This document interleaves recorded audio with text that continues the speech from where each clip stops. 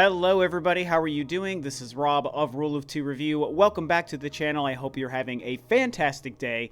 And guess what? We get to talk more about Metroid today. So obviously I spend a lot of time talking about Metroid on the channel as is, but this last week especially has kind of been a Metroid overload, and hopefully you guys have been enjoying it because you know me, and I love talking about Metroid whenever I have the opportunity, especially when it comes to potential future Metroid games, or Metroid Prime 4, which, as we all know, is the only confirmed Metroid game that is being developed. Now, in a crazy twist of fate, there are actually two stories that are definitely part of what we would call the rumor mill that relate to Metroid games. One, very specific to Metroid Prime 4.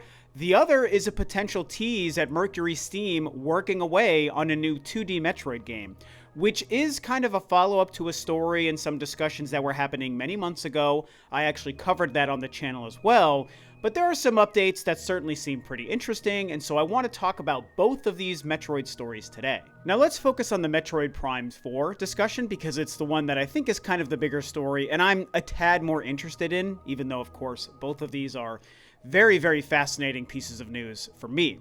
Now, when it comes to Metroid Prime 4, there are some recent quotes by somebody who used to work for Xbox Era, I guess the co-founder for Xbox Era.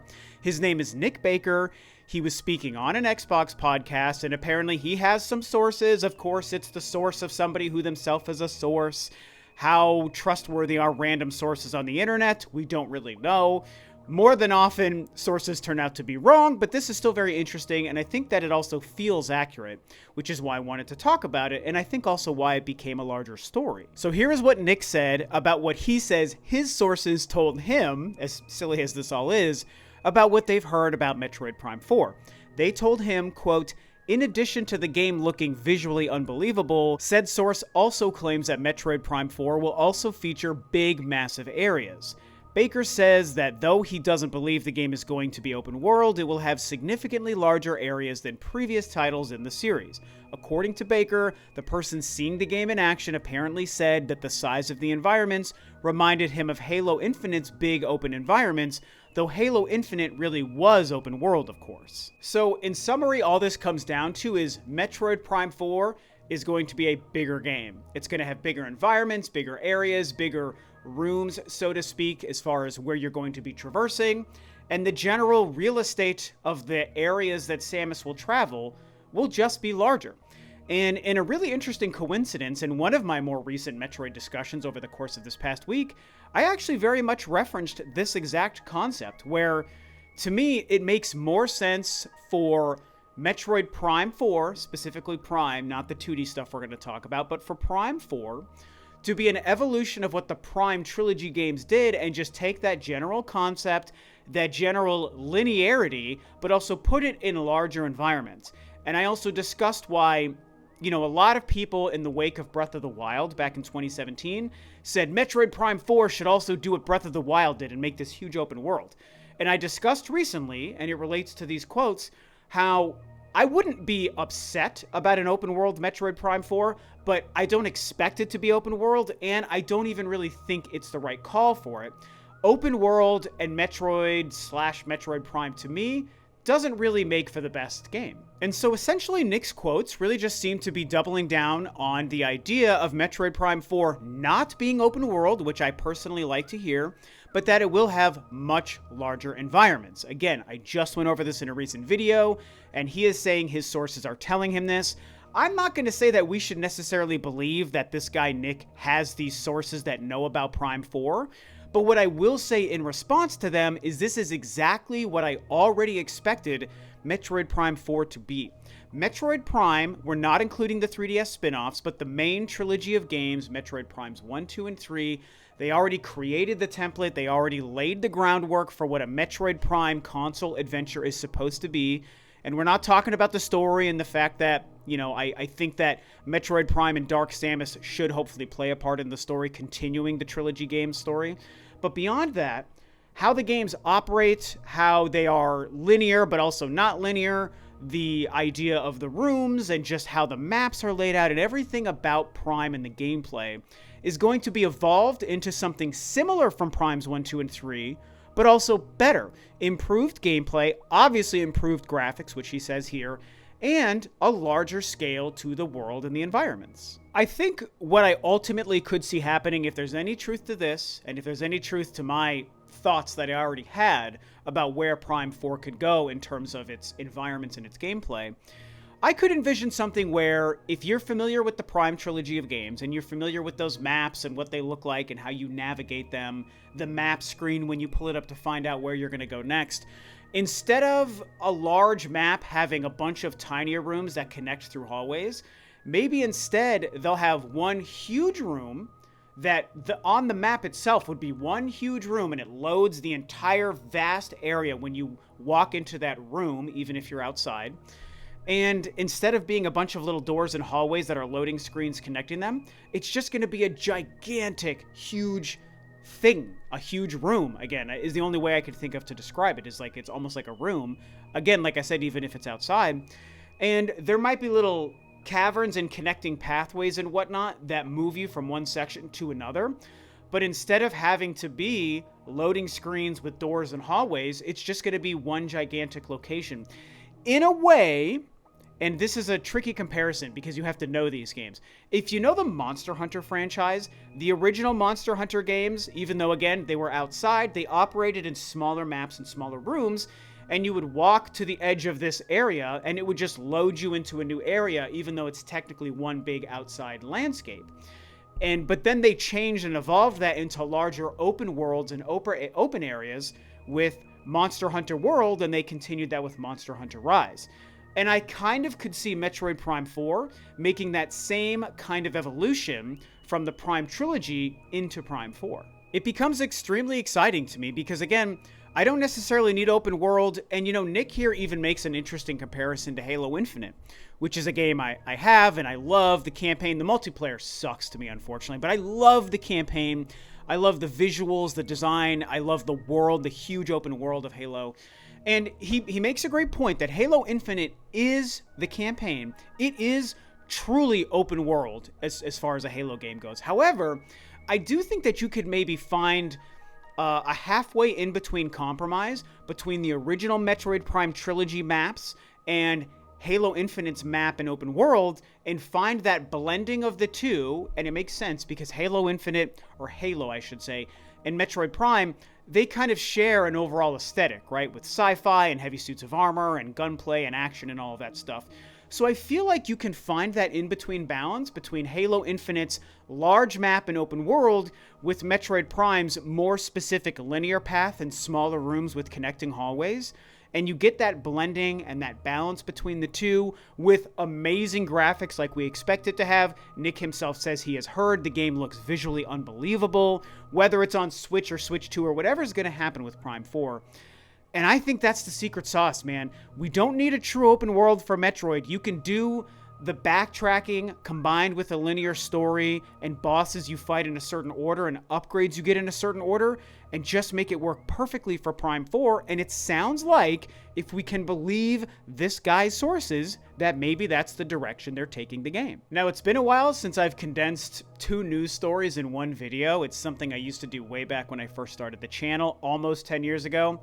Not so much anymore. However, since these are both Metroid stories, I did want to kind of put them into the same video. Let's talk about Metroid Prime 4. Now let's talk about the potential future of 2D Metroid, because as I mentioned a couple of months ago, there was a Spanish fellow on Twitter who seems to have had inside knowledge about Metroid Dread being the next game being developed by Mercury Steam years, maybe not years, I think around a year before it was revealed at E3 of 2021. And that person then also went on to say that they understand that maybe Mercury Steam is already working on the next 2D Metroid game, which makes sense. Nintendo gave Mercury Steam Samus Returns on the 3DS, which is great. They gave them Metroid Dread, which was really great. And so why wouldn't they, if they're going to continue the 2D franchise, which Sakamoto did say is the plan, why wouldn't Mercury Steam also get the next 2D Metroid game? Whether it's called Metroid 6, whether it's called something else, why wouldn't that happen? Earlier this year, this person seems to think that that's what's going to happen. We've now had an update that touches on this, because there is an entity, Nordis Games, who owns 40% stake in Mercury Steam, claiming that they might be working on exactly that. According to a financial report from Nordisk Games, which owns a 40% stake in Mercury Steam is currently working on 2 large undisclosed titles. We already know that one of them is an action RPG being developed with 505 Games. I will admit, I actually had no idea about that. However, the other game is not known, though some fans think it could be a new 2D Metroid. And then, of course, they share the tweet that definitely refers to it. I will be posting it on the screen here. And so this apparently could be showing, if we can believe Nordisk Games, and if we can put 2 and 2 together, there is a great chance that, yeah, Mercury Steam is making the next 2D Metroid game. Now, I want to call your attention back to discussions and quotes that Sakamoto was saying in the marketing build-up to the release of Metroid Dread. And in some of the press he was doing, he said, and I'm going to paraphrase here, and I'm going to link stuff below, because I covered this in depth back when this happened. He basically confirmed that Metroid Dread, which was Metroid 5, is concluding the, and again, this is a paraphrasing because I haven't seen the quotes in a while, Metroid Dread concluded the long-running conflict between Samus and her interconnected or intertwined fates with the Metroids. So Samus versus Metroids was concluding with Metroid Dread. It was Metroid 1, 2, 3, 4, and 5, all the spin-offs and stuff in between, the Metroid Prime games and Hunters and Other M and all that stuff. Everything between Metroid 1 on the NES and Metroid Dread on the Switch is concluding with Metroid 5. However, he also said there is a future for Samus and the Metroid franchise beyond that, and he was very excited to continue telling the future stories that they already have in the pipeline. Now again, please remember, I am paraphrasing the heck out of everything he said there, but that is what he said. He all but confirmed, back when Metroid Dread was a newly revealed game and before we had played it, that Dread was going to wrap up a long-running story with Samus and the Metroids, but that there was a future, they had games in the pipeline, and they were going to be working on them soon. Now, as I've discussed also many times on the channel, we don't know how Metroid Prime 4 could play into those future plans, or if it doesn't at all. You know, Metroid Prime 4 could continue to be its own thing, completely separate from the events of Metroid Dread, and in fact, it more than likely will, because the current Prime games take place way before Metroid Dread does. But when we think about the future, what Sakamoto said, the fact that there's a lot of evidence pointing to Mercury Steam making a new 2D Metroid game, to me, it makes sense. And without speculating too much on the story, there are ways to continue Samus's journey in the Metroid franchise in 2D and still call it Metroid. I don't want to, spoil the ending of Metroid Dread, but it's also been a long time. I don't know if I need to worry about spoilers or not, but I'll just say, at the end of Metroid Dread, even though there are no more Metroids, there also still are Metroid entities that exist. I know it's a pointless spoiler for me to protect, but I'm doing it anyway. And it's something I also predicted would happen before the game even came out, which I'm very proud of that prediction coming true. And so the existence of Metroids, the threat of the X-Parasite for sure, all of this stuff still exists by the end of Metroid Dread. And there's also the ever-present threat of the Galactic Federation, which they have long been hinting at not being so great, okay? Metroid Prime 3, Metroid Other M, Metroid Fusion, they've all planted seeds about the Galactic Federation not being the best guys, and that is another element of a threat, along with Psylocke and so many other things that could still be around by the time the next 2D Metroid happens. And so to me, when you look at the success Mercury Steam had with Samus Returns, it wasn't the biggest seller because of the circumstances around its release, but its quality is undeniable. And then you look at the success of Metroid Dread, the best-selling and best-performing Metroid game of all time in a 37-year-old franchise, one of Nintendo's oldest, and Metroid Prime Remastered also doing very well, even though Mercury Steam wasn't involved. Metroid as a franchise is healthier than it's almost ever been, and it's set up for success. Prime 4 is going to be great. Why wouldn't you let Mercury Steam continue whatever new Metroid story they had planned? It sounds like Sakamoto will be involved because he was already talking about future Metroid plans before Metroid Dread even released. And so it all makes sense. Whether or not these people claiming to know what Mercury Steam is doing are correct or not, I personally just believe, as a Metroid fan who has been following it since the original game on the NES when I was playing it as a little kid, there is no doubt in my mind, after Metroid Dread's success, that a new 2D game is being made. Maybe it's not Mercury Steam who's making it and it's someone else, and to me that would be fine. But I would like it if it was Mercury Steam. I love the 2 games they've made so far, and it seems like Sakamoto has a great relationship with them. Nintendo is clearly happy with the results. So to me, all of this stuff points to things that I already believed were true. Metroid will come back in 2D, probably developed by Mercury Steam, sometime in the future.